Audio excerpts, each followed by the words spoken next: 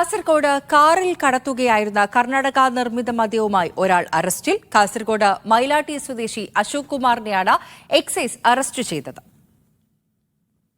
രഹസ്യവിവരത്തെ തുടർന്ന് പ്രിവന്റീവ് ഓഫീസറും സംഘവും കാസർഗോഡ് ബന്ദിയോട് നടത്തിയ വാഹന പരിശോധനയിലാണ് മദ്യശേഖരം പിടികൂടിയത്. സ്വിഫ്റ്റ് കാറിനുള്ളിലുണ്ടാക്കിയ രഹസ്യ അറയിലായിരുന്നു മദ്യം കടത്താൻ ശ്രമിച്ചത്.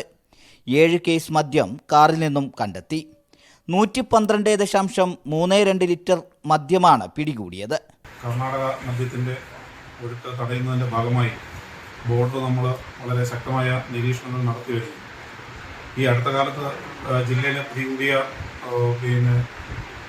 കർണാടക ലിക്കറിൻ്റെ ബന്ധപ്പെട്ട അന്വേഷണത്തിൽ ഇത് കർണാടകയിൽ നിന്ന് കടത്തിക്കൊണ്ട് വരുന്നതിനെ കുറിച്ചുള്ള ഇൻഫർമേഷൻ കിട്ടിയിരുന്നു. അനിൽകുമാർ വർഷങ്ങളായി മദ്യക്കടത്ത് നടത്തുന്നുണ്ടെന്ന് അധികൃതർ പറയുന്നു.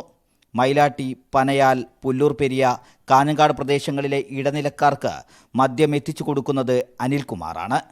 അബ്കാരി ആക്ട് അനുസരിച്ച് കേസ് രജിസ്റ്റർ ചെയ്തു. മീഡിയ 1 കാസർഗോഡ്.